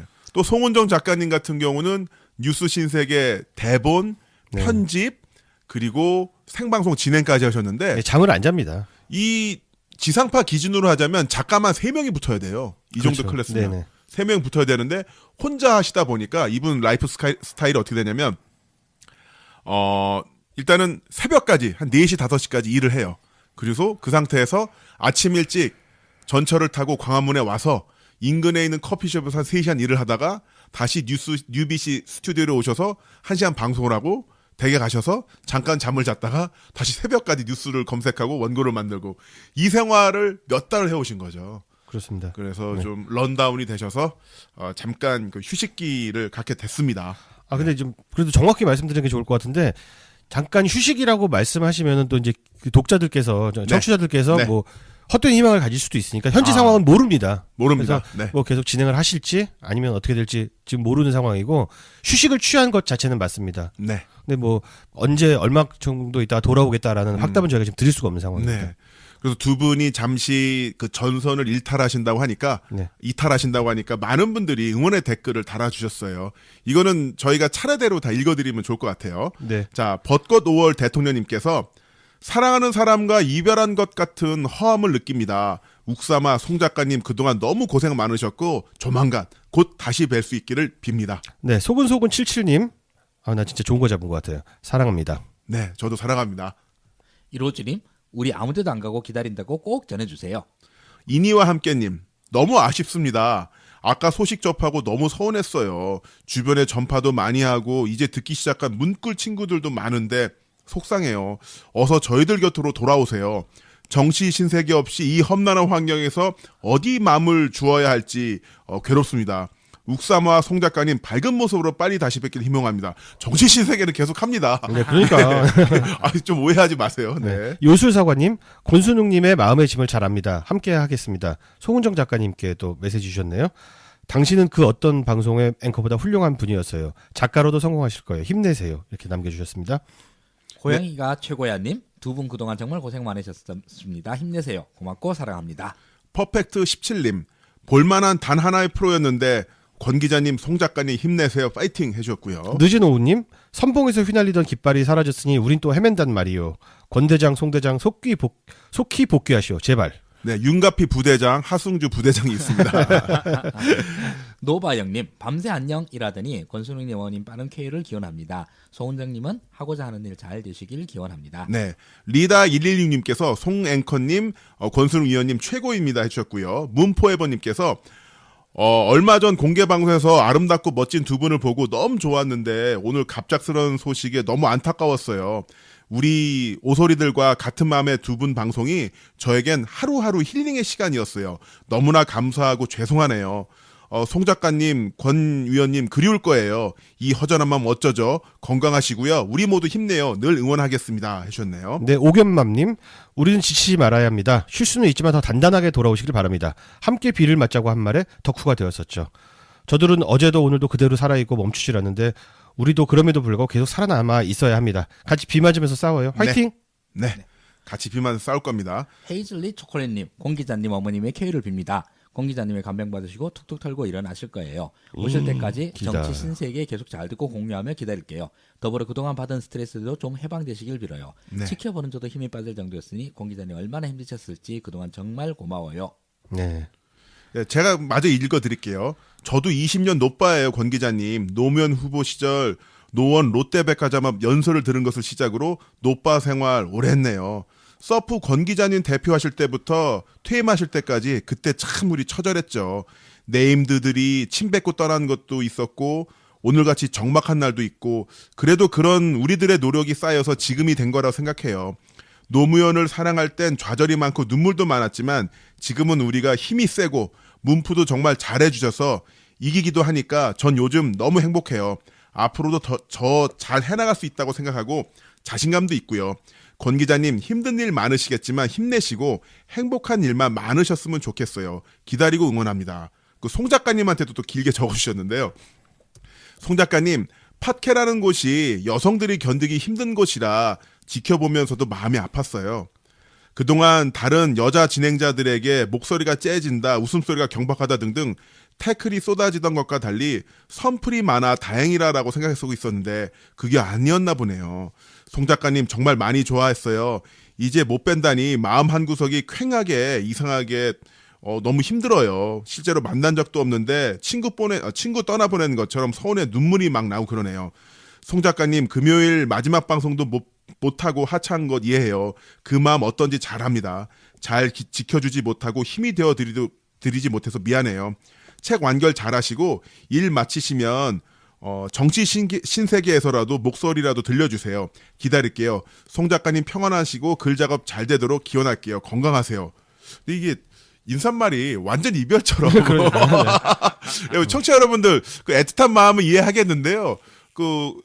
저는 이제 짧은 휴식이라고 말씀드렸고 윤가피 소장님이 아직은 정해지지 않았다, 기간은 정해지지 않았다 말씀드렸는데 완전 이별은 절대 아닙니다. 네. 그리고 너무 이렇게 하시면은 두 분이 돌아가기가 방송하고 싶은데도 돌아가기가 좀 뭐해요. 제가 5월 10날 그 문재인 대통령 취임하시는 거 보면서 페이스북에 글을 올렸어요. 딱 사진과 함께 나 할 일을 다 했고 이제 나는 여행하러 떠난다. 안녕 굿바이 딱 써놨더니만 많은 분들이 잘 다녀오라고 써놓으셨는데 오토바이 타고 여행을 간 건 많은데 일주일 만에 여행이 끝났어요. 그런데 댓글이 수백 개가 달려있는 거야. 그래서 한 달 정도 비활하다가 들어왔던 그런 기억이 있거든요. 그러니까 아마 이 두 분도 몸과 마음 추스리시는 대로 돌아오실 거니까 계속 응원해 줬으면 좋겠습니다. 네. 그 권순우 논설위원님과 송은정 작가님 같은 경우는 사실 우리 지금 현재 5명이잖아요. 어떻게 보면은 우리 네. 방송에 관여하는 사람이 5명인데 5명 중에 가장 그 정치적으로 좀 힘드신 분들이 왜 그러냐면은 뉴스에 제일 몰입을 하는 분이 두 분입니다. 그러니까 맞습니다. 연기랑도 약간 비슷한데요. 네. 너무 깊게 몰입을 하면 되게 좋은 작품이 나오지만 잘 빠져나오지 못하는 경우가 있잖아요. 희스레죠. 네. 네. 사실 우리는 저기 자바국당 뉴스를 주로 다루기 때문에 나 이해해요. 나 아까 제천 참사 이야기하면서 제가 네. 욕을 2번이나 했잖아요. 네, 그렇습니다. 맞다. 저희는 그렇게 뉴스에 깊게 몰입하지 않으려고 애쓰는 편이라서 좀 멘탈이 좀 단단하게 있는 상황이고요. 두 분들이 이제 어떻게 보면 우리 모두를 대신해서 굉장히 특히 문재인 대통령 물어뜯는 뉴스 같은 것들에 네. 굉장히 깊게 몰입해서 방송을 하시는 편이라서 그만큼 전달력도 좋고 네. 그렇지만 그게 심신이 많이 지치는 면이 있다라는 맞습니다. 점을 좀 이해 부탁드립니다. 네. 네.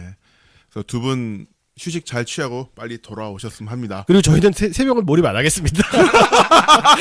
오래 해야지. 맞아. 이게 예능이야.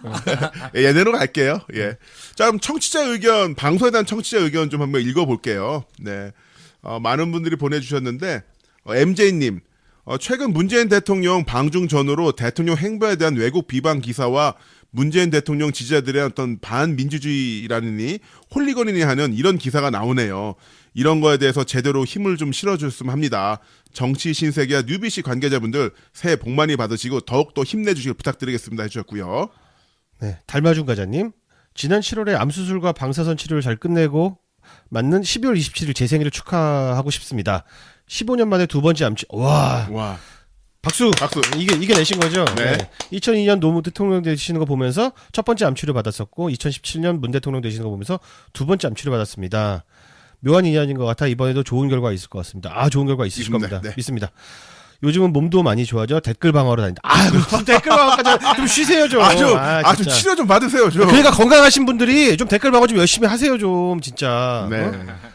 방어하기 싫으면 RT라도 좀 열심히 하십시오. 네. UBC 정기 후원까지 하고 계시다는데 진짜 너무 네. 감사합니다. 감사합니다. 그리고 축하 사연이 또 하나 있어요. 초한사님. 안녕하세요. 이렇게 사연을 보내게 된 건 제 아내 생일 때문입니다. 생일이시구나. 제 닉네임으로 게시판에 종종 글을 남기기도 했고 우리 욱사마가 답글도 달아줬던 영광도 누렸지만 제가 너무 좋아하는 방송에 제 아내의 생일을 우리 문글 오소리들과 축하받고 싶어서 글을 남깁니다. 제 아내의 이름은 여전히 핫한 김영란입니다. 뭐 이 무서워. 법에 대한 다른 말은 않겠습니다. 네. 우리 영란이 38번째 생일 같이 축하받고 싶네요. 아, 생일은 12월 25일입니다. 와. 다만 무교이기도 합니다. 그리고 정말 멤버분들의 활약 정말 감명 깊게 보고 있고요. 아무튼 우리 김영란 씨 너무너무 사랑하고 생일 축하합니다. 우리 문꿀 오소리들도 다 함께 축하해 주세요.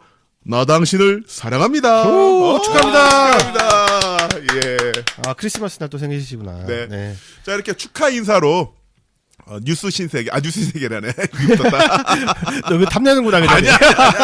나 그런 하드코어 뉴스 못해. 우기 형이랑 같이 옆에서 진행하고 싶구나. 예. 자, 싫어. 내가 그 역할로 해요. 극한 직업이요. 자, 주간 신세계 12월 셋째 주죠. 네. 여기서 마칠까 하는데 두 분 혹시 청취자분들에게 하실 말씀 있으신가요? 힘내세요. 힘내세요. 네. 우리 안 지치고 그냥 열심히 하겠습니다. 가늘고 길게 가겠습니다. 네. 자, 가늘고 길게 가는 정치 신세계가 되겠습니다. 청취자 여러분, 고맙습니다. 고맙습니다. 생각하고 더 깊이 생각을 안 하는 무책임함이 있습니다. 근데 그거는 무책임함 이상이에요. 그 이쪽 홍준표를 비롯한 자유한국당 세력들은 그 굉장히 위험천만한 자들입니다. 게다가 그 위험천만함의 이유가 뭐냐면 한미 동맹을 파괴시키려고 그래요. 그 대표적인 예가 전술핵 재배치예요. 그렇죠. 네네. 전술핵 재배치는 미국의 당국들이 공인해서 절대 안 된다라고 수차례 얘기를 하는데 아직까지도 자유한국당 당사 앞에 전술핵 재배치로 붙어 있어요. 플래카드 붙어 있어요. 그 이거는 한미 동맹을 파괴하는 한이 있더라도 문재인 정부한테 스크래치 내는 게 훨씬 더 중요한 자들인 거예요. 국내 정치의 이해관계를 가지고 아예 외교에 적용을 해버리는 정말 위험천만한 자들이라고 할 수 있죠. 아무리 중요한 사건이라 하더라도 문재인 정권 스크래치 내는 것보다는 덜 중요한 거예요. 그렇습니다. 네. 정말 속 터지는 이야기인데 어쨌든 두 분이 잘 정리를 해주시니까 저도 공부가 되는 것 같습니다. 네. 전 무엇보다 윤가피 소장님이 페이스북에 올리셨던 구절이 아주 기억에 남아요. 기록의 투쟁이다. 홀대는 환대로는 기록의 투쟁. 우리가 어떻게 기록을 하느냐에 따라서 어떻게 받아들이냐에 따라서 문재인 정부의 첫 그 가장 중요한 외교적 성과가 어떻게 평가받는지 그리고 또 이것이 역사적으로 어떻게 평가받는지 중요한 부분이 있는데 네. 거기에 대해서 어쨌든 문끌 오소리 분들은 정확한 진단을 내리셨고 저희 정치 신세계도 같이 따라가겠습니다. 한 줄로 요약을 해볼까요? 네. 문재인 대통령은 중국 가서 시진핑에게 환대를 받고 오셨습니다. 그리고 눈부신 외교 성과를 기록하셨습니다. 예, 좋습니다. 끝. 자, 그럼 다음 주제 가보죠. 다음 주제. 네. 자, 다음 주제는 기생충 박사로 유명하신 서민 교수께서 네. 굉장한 칼럼을 쓰셨어요. 네. 그래서 그 칼럼이 크게 이슈가 되었죠. 네. 뭐 읽어보신 분들 대부분일 거고 그냥 제목만 보시고 난 다음에 덮은 분들도 엄청 많으실 텐데 이 주제를 우리가 다룰까 말까 좀 고민을 좀 많이 했었어요. 이게 첫째로는 그 경향신문사의 블로그에 올라간 글이잖아요. 네, 그렇습니다. 그러니까 경향신문 지면에 올라간 글은 일단 아니에요. 그렇습니다. 그리고 이게 뭐 경향신문과의 어떤 뭐 편집 방향과 일치한다 이런 것도 전혀 아닌 거고 그냥 서민 교수 개인인 거예요. 개인. 근데 서민 교수가 무슨 공무원도 아니고 그냥 일개의 개인 좀 유명한 사람에 불과해요. 근데 이런 사람의 글을 갖다가 우리가 굳이 정치 신세계 이 팟빵 순위 고순위를 자랑하고 있는 데에서 굳이 다뤄야 되느냐 이런 문제가 좀 있었어요. 괜히 우리가 그 한 개개인의 어떤 이상한 글을 가지고 괜히 언급해가지고 문제를 오히려 우리가 키우는 게 아닌가 이런 생각 때문에 그랬었거든요. 근데 결국 뭐 이까지 화제가 되기도 하고 그랬는데 얘기를 안 할 수는 없는 것 같아요. 네, 한번 짚어보긴 해야 될 것 같습니다. 그래서 저는 어떤 다른 것들 다 떠나서 그 의사시잖아요. 네. 의사인데 그 진료의 공간 병원이 아니라 자신의 블로그라고 합니다마는 그 엄청나게 많은 숫자의 사람들을 치료가 필요한 환자, 대화가 불가능한 사람으로 규정했다는 것 자체가 예, 질병으로 진료 행위 없이. 네. 예. 그러니까 너희들은 미쳤어라고 했으면 저는 좀 이해가 가는데 정신병이야. 네. 치료가 필요해라고 말을 했잖아요. 그거는 윤리적으로도 문제가 있는 부분이라고 할 수 있죠. 그렇죠. 네. 사소하게 그런 보자면 그런 문제도 있죠. 부분도 있고 또한 그 내용에 있어서도 문재인 대통령을 지지했던 분들이 굉장히 많잖아요. 지금 지지율도 70%고 그러면 대한민국에서 70%를 한다면 그 와중에 매우 극렬하거나 아니면 이성적으로 컨트롤이 안 되는 분들이 몇 명 있을 수도 있겠죠. 근데 그런 극단적 사례를 가지고 모든 것들을 다 일반화해서 싸잡아서 정신병이야라고 한다는 게 문제는 뭐냐면은 극단적인 사례를 들지를 않았습니다. 극단 사례도 네, 있어요. 극단적인 사례를 들었으면은 모르겠는데 네. 예를 들어서 뭐 문재인 대통령 만세부터 전봇대 머리를 갖다 박았다. 이런 사람을 끌고 와서 얘기하면은 그러면서 극히 일부의 그렇죠. 예, 문바들은 이렇게 얘기해서 최소한의 설득력이라도 있을 텐데 그냥 대뜸 그렇죠. 그냥 게으른 거죠. 네. 그 탄핵받는데 집회 진영에서 몇몇 분들이 얘기했던 홀대론. 네. 그러니까 문재인이 이렇게 홀대를 받았던 거는 결과적으로 중국 사람이 나쁜 놈들이다. 근데 이것도 외교적으로 결코 좋은 상황은 아닌 거예요. 그럼요. 그거를 왜 정부 여당의 어떤 스피커라고 하는 분들 또는 그쪽에 몸을 담는 분들이 왜 우리의 가장 중요한 외교 상대국을 왜 깎아내려요? 그러니까 어이가 없죠. 그 잘해주고 있는데 그럼 같이 박수 쳐주면서 아이 고맙습니다 고맙습니다 실리만 취하면 되지. 그러니까 한 팀이라는 생각이 안 들어요. 특히 네. 저는 정말 최민희 의원의 문제의식을 제가 강하게 느끼는 게 그 바락바락 끝까지 우기면서 계속해서 지금 홀대를 받았다고 주장을 하잖아요. 네. 그러니까 중국은 반성해야 된다잖아요. 그러니까 중국 언론들이 또 거기 발끈하잖아요. 아니 외교가 무슨 호통 외교야? 네. 그러니까 뭐 아니 대접 받으려면 호통이세요? 개인 자격으로 가서 칠성 호텔에서 자면 돼요. 그러니까 그거 돈 쓰고 오면 돼요. 또 그게 이- 아니잖아요. 좀 문제점이라고 볼 수 있는 게 사실 이번 방중 외교의 핵심 중에 핵심은 바로 사드 언급입니다. 사드 언급을 놓고선 정말 다양한 보도들이 나왔는데 사드를 언급 안 했기 때문에 초반기엔 언급을 안 했어요. 그렇죠. 네, 중국에서 언급을 안 했기 때문에 실패한 외교라고 몰다가 언급을 하니까 언급을 했다는 거 갖고 또 몰입니다. 맞아. 그러다가 나중에 와. 사드 문제는 진짜. 덮어두겠다라고 하니까 그 정말 완전히 깔끔하게 해결된 거잖아요. 네. 그때부터 또 말이 없어요. 사드 문제에 대해서 중국 정치론을 공부하시는 분 얘기로는 대국의 방향은 쉽게 안 바뀐다. 그리고 중국 정도의 정치 체제가 이 정도 수준의 레토릭이 나왔다라고 하는 것은 방향이 결정됐다는 말이다. 그리고 이 방향은 과거에 한국을 바라보던 방향과 완전히 틀어진 거기 때문에 우리는 사실 자기가 보기로는 이 방향을 바꾸는 건 불가능하다라고 들었거든요. 네. 근데 이걸 풀어낸 사람이 문재인 대통령이지 않습니까? 예. 근데 이거를 풀어냈다라고 하는 게 저는 외교를 잘 모르니까 전문가들 하는 얘기를 듣고 그런가 보다 하는 거지만서도 이 정도 외교 성과를 내는 게 배가 아픈 사람들인 거죠. 그렇죠. 저는 정말로 그러니까 우리 쪽 진영에 있는 사람인데 홀대 맞다라고 하는 사람들은 내가 의전 좀 아는데 이거 자랑하고 싶어서 난리난 안 달란 사람이고. 그러니까 지금 그게 뭐가 중요하냐고.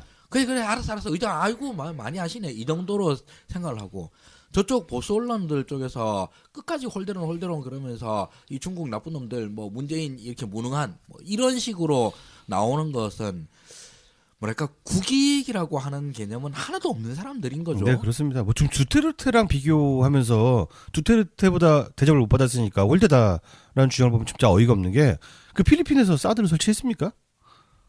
왜 우리가 두테르테보다 더 좋은 대접을 받아야 된다고 생각을 하는 건지. 그리고 소위 두테르테에 대한 환대가 왜 그렇겠냐? 그걸 생각해 봐야 될 거지 않습니까? 그렇죠. 아니 박근혜한테 환대를 해줬을 때 그 왜 환대를 했을까? 중국은 박근혜한테 왜 환대를 했고 두테르테한테 왜 환대를 했겠어요? 박근혜가 외교의 신이라서 갑자기? 그러니까 박근혜가 박근혜 의전팀이 너무 유능해서 그런 거 아니라는 거 다 알잖아요. 네. 그런 식으로 이야기하면 아베 총리는 5년 동안 중국 가지도 못했어요. 네, 땅을 아예 밟지도 못했죠. 땅을 밟지도 못했습니다. 그런데 문재인 대통령이 가 있을 때 홍준표 당대표는 또 아베를 만나서 또 한 칸 낮은 의자에 앉아서 아휴 진짜 부끄럽겠다. 머리 숙이면서 인사하고. 네. 게다가 그게 딴 것도 아니고 우리 한국 대통령이 남경 대학살 이 문제 때문에 그 행사가 있는 때에 중국을 가신 거잖아요. 그렇죠. 그런데 그때 남경 대학살의 가해국의 수상을 만나서 쪽을 팔고 왔다. 그거 진짜 심각한 문제죠. 네. 네. 이거는 이쪽 사람들의 뭐랄까 그냥 정무적 감각의 문제가 아닌 것 같아요. 역사 인식이라고 하는 데에 대해서는 전혀 이 개념이 없는 사람들이 아닌가 싶습니다. 개념이 없다기보다 제가 보기에는 문제를 일으키려고 간 게 아닌가 하는 생각이 들 정도예요. 네. 네, 일부러 그런 거이기도 합니다. 네, 중국 심기를 건드려서 그 우파에 우리가 다시는 그 국방 외교를 맡겨서는 안 되는 이유 중에 하나가 균형 감각이 전혀 없습니다. 그냥 미국에 붙으면 다 해결되고 일본에 붙으면 다 해결될 거라고 최고의 환대를 받을 이유가 있습니까? 근데 그렇죠. 최고의 환대 받았던 건 박근혜인데 네. 박근혜가 그렇게 뒤통수를 까가지고 결국은 그 지금의 최고의 환대를 못 받게 되는 상황이 된 거잖아요. 맥락은 맨날 감춰. 방금 말씀하신 맥락이 굉장히 중요한데 이렇게 불비한 환경 속에서도 환대를 받았다는 게 네. 그러니까 맥락이 다 포함되어 있는 얘기죠. 우리들의 주장인 그렇죠. 거죠. 네. 정말 저 어려운 환경에서도 굉장히 따스한 대접을 받았구나. 우리가 뭐 자위를 하기 위해서 하는 얘기가 아니잖아요. 네. 사실이 그러니까. 그 중에서 홀대론에 뭐 나온 팩트 중에 하나는 왕이 외교부장이 네. 팔을 툭툭 쳤다. 네. 에이. 근데 이것도 홀대론의 하나의 그 건수로 들어가더라고요. 그렇죠. 그래서 그 왕이 부장을 갖다 영어로 해가지고 구글에서 이미지 검색을 돌리면 전 세계 정상들의 팔을 다 쳐요. 그렇습니다. 네. 그런 싸가지 없는 사람이 있습니까? 뭐 한마디로 홀대의 화신인 거죠. 네. 그 무서운 러시아의 짜르. 어. 예, 푸틴도 팔을 툭툭 칩니다. 왕의 부장은 그게 친숙함의 표시예요. 그러니까. 예. 심지어는 그 장면에 대해서 송영길 의원도 트위터에 올렸잖아요. 본인이 시진핑 팔 툭툭 치는 거. 아, 나도 이거 친숙해서 믿음의 표시로 하는 거다. 가벼운 터치인데. 그러니까 우리 진영 쪽에서 그 홀대라고 주장하는 사람들의 핵심이 뭐냐면은 그 시사점이 있어야 될 거 아니에요. 홀대니까 우리 대통령 말아먹었어, 외교 말아먹었어 이 얘기를 하려고 하는 거는 아닌 것은 잘 압니다. 결국 중국을 욕하기 위해서예요. 그러니까 중국이 나쁘고 싸가지 없고 문제를 일으켰고, 네. 그러니까 중국이 다음부터 잘하라라는 게 시사점이에요. 네. 그게 어떻게 시사점이 됩니까? 외교를 뭐 중국 태도를 우리가 결정할 수 있는 것도 아니고. 그렇죠. 거기에 대해서 그 중국 환구시보에서도 한국의 언론들이 이 상황을 망쳐놨는데 문파들이 이거를 복구를 했다. 네. 그렇죠. 이런 식으로 해서 보도를 하게 됐었죠. 문재인 지지자들을 문파라고 하더라고. 문파. 심지어는 이런 얘기도 있었는데 환구시보의 공신력에 대해서 환구시보는 뭐 별로 좋은 언론이 아니다. 네. 이런 주장을 하는 사람도 있는데 이렇게까지 얘기를 깊고 피곤하게 들어가면은 도대체 뭘 하자는 겁니까? 네. 나 많이 알아 외에는 어떤 시사점이 있겠습니까? 그러니까 환구시보가 이전에 사드 배치, 박근혜 때 사드 배치 처음 났을 때 사드 배치 지역을 중국이 직접 공격할 수도 있다라고 발언했던 네. 굉장히 그 중국 입장에서는 굉장히 앞서가는 매체긴 해요. 극렬한. 근데 그런 매체에서도 그 언론의 문제점에서 지적을 했고 문파들의 공에 대해서 언급을 했다는 거는 나름대로 시사점이 오히려 더 있는 게 아닌가 싶은데요. 네, 그렇습니다. 그냥 뭐 황구시보를 비롯하여 뭐 중국의 언론들은 사실 다 관영 언론이나 마찬가지고. 그렇죠. 뭐 중국 언론을 네. 보고서 우리가 뭐 뉴욕 타임스를 바라는 거는 그러니까. 언감생심 아니겠습니까? 그런 관영 언론이기 때문에 중국 사람들의 속 마음을 오히려 더 정확하게 알 수 있는. 네. 다 이게 중국 정부가 그냥 하고 싶은 말을 얘네들 대신해서 하는 거구나. 맞습니다. 이러는 건데. 아니 그렇잖아요. 자기들 나름대로는 성의를 보인 건데 한국 언론이 홀대라고 해서 열이 받았는데 문파들 덕분에 잘 복구가 됐다. 네. 이게 이제 중국 입장이지 아, 않습니까? 근데 문파 느낌 있지 않아요? 너무 재밌는 것 같아요. 그러니까 왜 문파? 이게 무당파, 화산파, 문파. 설마 그쪽에서 이제 문바라는 음차를 빌려다가 거기다 네. 맞춘 것까지는 아닌 것 같은데 공교롭게도 네. 굉장히 이 문재인 지지자들을 네. 그쪽의 의협의 그렇죠. 개념으로 봐서 되게 믿을만한 동지로 음. 표현한 게 아닌가 싶습니다. 문파면 그 사조는 김대중님. 김대중 사조. 근데 1대 장문인 노무현. 네. 2대 장문인 이제 문재인. 문재인 예, 되겠죠. 문재인 네. 때 이제 네. 그 문파의 이름이 이제 변경이 되고 중간에 사파 네. 이명박과 마교 네. 마교 박근혜가 잠시 그 문파 칠협해서 네. 뭐 조국, 임종석. 어쨌든 그 문파라는 표현이 굉장히 우리나라 국민들뿐만 아니라 문재인 네. 대통령을 지지하는 사람들을 친구로 인식하게 된 거예요. 언론이 쓴 표현이 아니겠습니까? 네. 어쨌든 간에. 네. 고무적인 일이라고 할 수 있을 것 같습니다. 그러고 이제 우리 또 계속 주장했던 건데 이번에 홀대 환대론이 프레임이다 이런 얘기 많이 했지 않습니까? 근데 이 프레임이라고 하는 것은 뭐냐하면 사실을 갖다가 자기의 어떤 이해관계에 따라서 딱 프레임 각을 짜버리는 거죠. 네. 각을 짜는데 홀대론의 각이 뭐냐? 음. 홀대론은 틀림없이 프레임이었거든요. 네. 시민의 목소리를 증폭하는 고출력 고품격 고음질 스피커 정치 신세계. 저는 진행을 맡고 있는 프로레슬러 김남훈입니다. 동북아 정치경제연구소 하승주입니다. 네, 동아시아 순회 공연을 마치고 들어온 따봉왕 윤갑입니다. 네, 세 분 정말 세 명이 아니군요. 이제 두 분이죠. 네. 반갑습니다. 네. 오늘 저희가 크리스마스 특집, 성탄 특집으로 뉴스 신세계가 아니라 주간 신세계를 하고 있는데 네. 아무래도 이제 성탄절이다 보니까 준비한 특별한 코너가 있다면서요, 소장님. 예, 그렇습니다. 저기 성탄절 특집으로 환상 속의 그대, 환상 속의 그대, 네, 네. 환상 속의 그대를 연불 버전으로 들려드리도록 하겠습니다. 부탁드리겠습니다. 네, 이게 하게 된 계기가 네. 아들하고 같이 목욕탕을 가다가 심심해서요. 네. 어떻게 하다 보니까 굉장히 흥겨워서 저도 모르게 어제 한 4시간 정도를 하게 됐습니다. 네. 그래서 성탄절이고 하니까 마치 우리 정치신세계 청취자 가족들과 함께 이걸 들려드리고 싶어서 준비해왔습니다. 네, 부탁드리겠습니다. 네.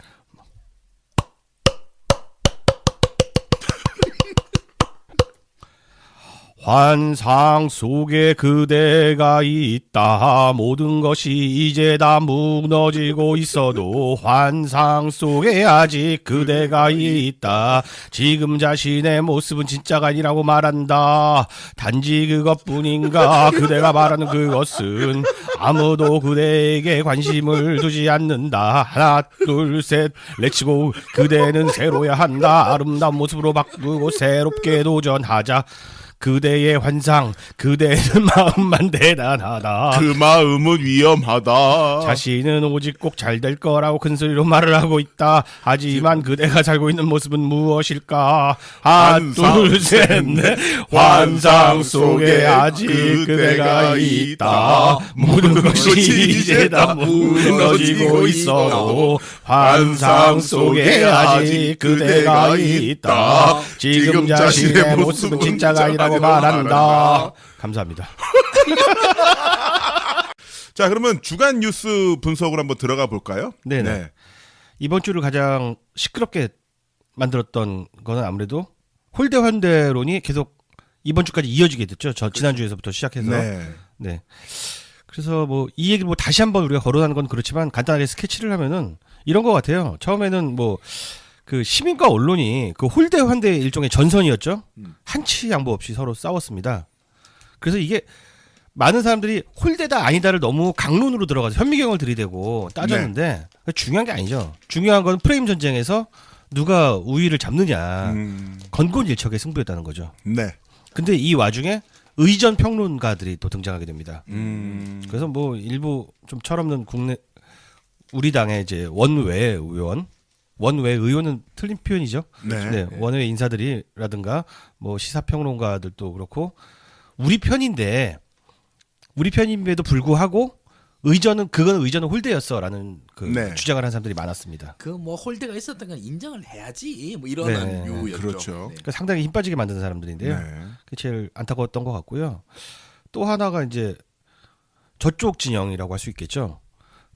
기대기 잘 맞았다 이 단어 하나만 가지고 들어와서 그 문장은 잘못했다고 훈계질한 사람이 정말 많았었죠. 네. 이 두 개가 이번 주에 우리를 제일 피곤하게 했던 관점들이 아니었나 생각이 듭니다. 그렇죠.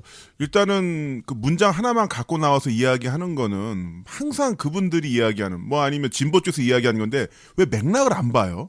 맥락을 보면 불리해지니까. 그러니까요. 네. 아니 미시적으로 접근할 게 아니라 거시적으로 맥락을 봐야 되는 거고 그리고 홀대론에 대해서도 같이 따라갔던 분들이 의원들이 현직 장관들이요 각종 언론을 통해서 이야기를 했잖아요. 네. 차관 보고가 나올 수밖에 없는 이유는 차관이 현재 공석이다. 네. 그리고 차관보가 육자회담 수석 대표다. 네. 아니 대한민국과 북한과 이 명운을 걸고 동아시아의 그 명운을 걸고 대표로 나가는 사람인데 그분이 어떻게 중량급이 없는 그러니까 홀대론이 핵심이 뭐냐면 근데 이걸 100% 홀대라고 말할 수 있느냐? 뭐 우리 대통령이 진짜로 엄청나게 홀대를 받은 또 네. 증거는 없지 않습니까? 네. 그러니까 한마디로 말하면 이거죠. 최고의 환대를 받은 것은 아니다. 결국 이 얘기예요. 그렇죠. 예. 그래서 모든 사소한 거 하나하나를 갖다가 다 이제 프레임에 넣으려고 그러고 그 증거가 사실 청와대에서의 기자회견이었죠. 홀대론, 혼밥론 이걸로 질문 똑같은 게 15번인가 뭐 네. 진짜. 근데 이 홀대론의 프레임의 이 목적이 뭐냐? 전 이걸 보면서 아주 맛이 갔었는데 그렇지 않습니까? 홀대론을 하면은 중국이 홀대했다. 이게 이제 이쪽의 프레임이에요. 근데 이거는 정말 단순 사실에 나온 거고 이걸로 인해 가지고 그 다음 말을 해야 되잖아요. 네, 의도, 그렇죠. 원인. 어. 네, 홀대의 원인이 뭐냐? 그래서 결과 이런 것까지 원인과 결과 그렇죠. 그런 걸 그게 얘기를 바로 해야- 맥락이죠. 그렇죠, 그렇죠. 이제 언론으로서 나름대로 프레임을 잘라고 그러면 그 정도까지 완성이 돼야지 프레임이라고 할 수 있잖아요. 네. 그런데 문재인 대통령이 중국에서 홀대를 받았다. 그러고 난 다음에 보수 언론 쪽에서 나온 프레임은 그래서 부끄럽다. 네. 문재인이 왜 이렇게 홀대나 받고 다니냐. 네. 이게 다야. 네. 그 홀대 받았으니 부끄럽다. 이게 다야. 네. 그럼 이제 만약에 얘기를 더 나가려고 그러면 홀대한 자들 원인이 뭐냐?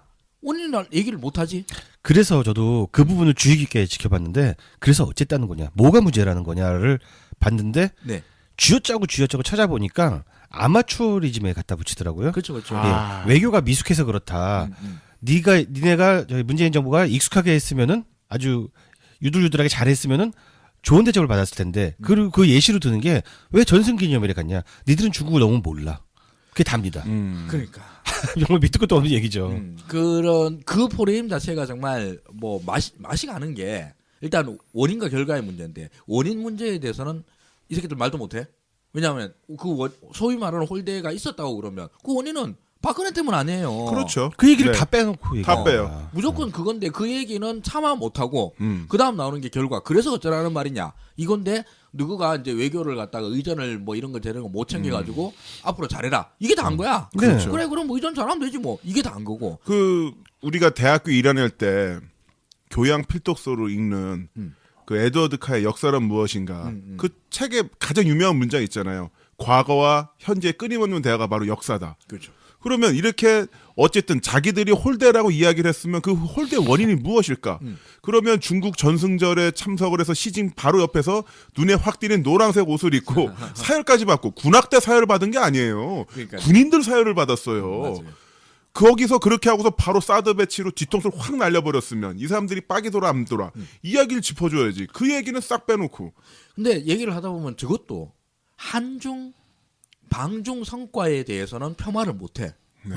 그건 다 인정할 수밖에 없잖아요. 네. 성과를 거론하지 않는 방식으로도 그렇죠. 피해가더라고요. 성과를 거론 아예 안 하는 거죠. 근데 심지어 폄훼도 또 했어요. 그 JTBC에서 그 중국인 한국 쪽 단체 관광객 제재 또 네네네. 들어갔다. 그것도 그러고 하니까 가짜 뉴스 갖고서 겨우 버티는 그렇죠. 거야 하루하루를. 그러니까 중국 외교고 당국 우리 그런 적 없다. 왜 그렇게 했냐면은 과열이 막혔던 게 풀려지니까 과열이 돼서 그래서 지금 일부 성 단위로 규제가 들어간 것뿐이지 과열 때문에 그런 거지 제재한 적이 없다고 해갖고 또 중국은 나름대로 자기들이 대국이라고 생각하기 때문에 한국 쪽의 어떤 규제에 대해서 사드 관련해서 공식적으로 제재를 하겠다고 한 적이 없어요. 그러니까요. 그렇죠. 애헴만 한 거. 애만 했는데 지방 관리들과 실무진들이 알아서 몸을 수그린 거거든요.